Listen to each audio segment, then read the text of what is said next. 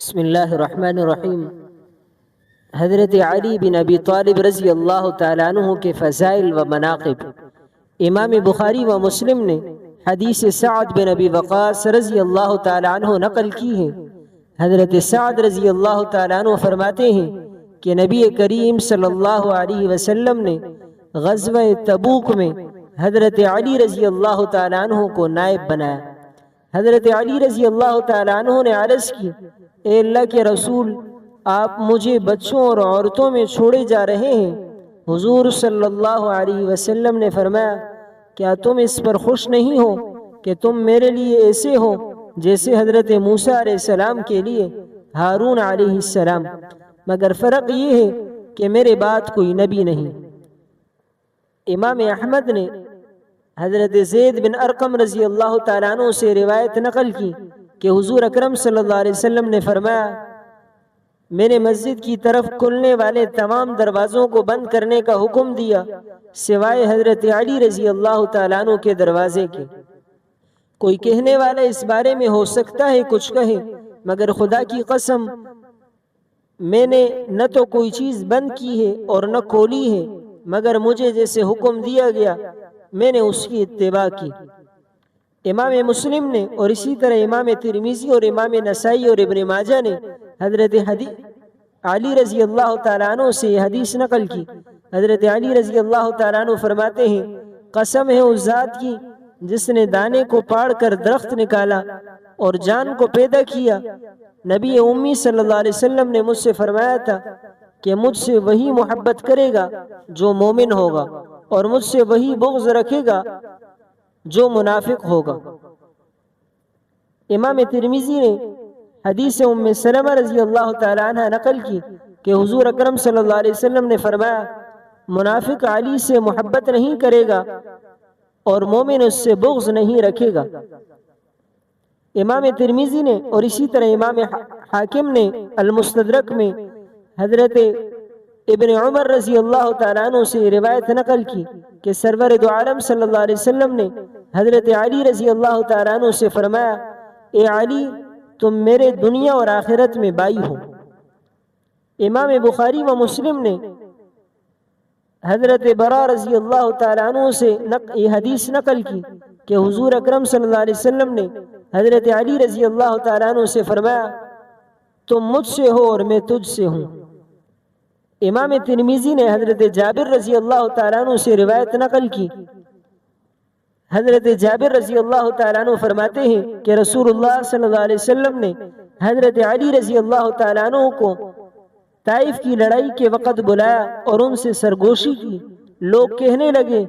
آج آپ صلی اللہ علیہ وسلم نے اپنے چچا زاد بھائی کے ساتھ کافی دیر تک سرگوشی کی۔ آپ صلی اللہ علیہ وسلم نے فرمایا، میں نے سرگوشی نہیں کی بلکہ اللہ تعالیٰ نے خود ان سے سرگوشی کی۔ امام ترمذی نے اور اسی طرح امام حاکم نے المستدرک میں حدیث عمران بن حسین رضی اللہ تعالیٰ عنہ نقل کی کہ نبی کریم صلی اللہ علیہ وسلم نے فرمایا، علی رضی اللہ تعالیٰ عنہ سے تم کیا چاہتے ہو؟ علی رضی اللہ تعالیٰ عنہ مجھ سے ہیں اور میں اس سے ہوں، اور میرے بعد ہر مومن کا دوست ہے۔ امام ترمذی نے حضرت ابو سعید رضی اللہ تعالیٰ عنہ سے روایت نقل کی۔ حضرت ابو سعید فرماتے ہیں، رسول اللہ صلی اللہ علیہ وسلم نے فرمایا، اے علی، میرے اور تمہارے علاوہ کسی کے لیے جائز نہیں کہ وہ حالت جنابت میں مسجد میں رہے، یعنی مسجد سے گزرے۔ امام بزار نے حدیث سعد رضی اللہ تعالیٰ عنہ نقل کی، اور اسی طرح امام بخاری نے روایت سہل بن سعد نقل کی۔ حضرت سہل رضی اللہ تعالیٰ عنہ فرماتے ہیں کہ رسول اللہ صلی اللہ علیہ وسلم نے حضرت علی رضی اللہ تعالیٰ عنہ سے فرمایا، اے ابو تراب، بیٹھ جاؤ۔ امام ترمذی نے یہ روایت علی رضی اللہ تعالیٰ عنہ سے نقل کی کہ حضور اکرم صلی اللہ علیہ وسلم نے مجھ سے فرمایا، میں حکمت کا در ہوں اور علی اس کا دروازہ ہے۔ امام ابن عدی نے اور اسی طرح امام طبرانی نے الکبیر میں اور امام حاکم نے المستدرک میں روایت ابن عباس رضی اللہ تعالیٰ عنہ نقل کی کہ نبی پاک صلی اللہ علیہ وسلم نے فرمایا، میں علم کا شہر ہوں اور علی اس کا دروازہ ہے، لہٰذا جو علم کا ارادہ رکھتا ہو اسے چاہیے کہ دروازے کے پاس آئے۔ امام طبرانی نے الکبیر میں روایت ابن مسعود رضی اللہ تعالیٰ عنہ نقل کی کہ نبی اکرم صلی اللہ علیہ وسلم نے فرمایا، بے شک اللہ تعالیٰ نے مجھے اس بات کا حکم دیا ہے کہ میں حضرت فاطمہ کا نکاح علی سے کرا دوں۔ امام طبرانی نے روایت جابر رضی اللہ تعالیٰ عنہ نقل کی کہ نبی کریم صلی اللہ علیہ وسلم نے فرمایا، بے شک اللہ تعالیٰ نے ہر نبی کی اولاد اس کی پشت میں رکھی ہے، اور میری اولاد اللہ تعالیٰ نے علی بن ابی طالب کی پشت میں رکھی۔ امام طبرانی نے الکبیر میں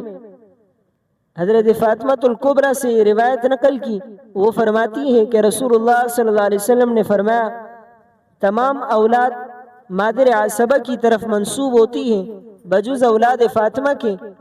کہ ان کا میں ولی ہوں اور عصبہ بھی۔ حضرت عائشہ صدیقہ رضی اللہ تعالیٰ عنہ سے روایت ہے کہ نبی اکرم صلی اللہ علیہ وسلم نے ارشاد فرمایا، میرا بہترین بھائی علی ہے اور بہترین چچا حضرت حمزہ ہے۔ امام احمد نے اور اسی طرح امام طبرانی نے حضرت ابو اسحاق سے روایت نقل کی، حضرت فاطمہ بنت رسول اللہ صلی اللہ علیہ وسلم نے نبی اکرم صلی اللہ علیہ وسلم سے اس وقت عرض کیا جب حضور صلی اللہ علیہ وسلم نے ان کا نکاح حضرت علی سے کر دیا تھا۔ آپ صلی اللہ علیہ وسلم نے کیا میرا نکاح کمزور نگاہ والے سے کر دیا؟ حضور صلی اللہ علیہ وسلم نے فرمایا، میں نے تیرا نکاح اس سے اس لیے کیا کہ وہ اسلام لانے میں میری امت میں سے پہلا آدمی ہے،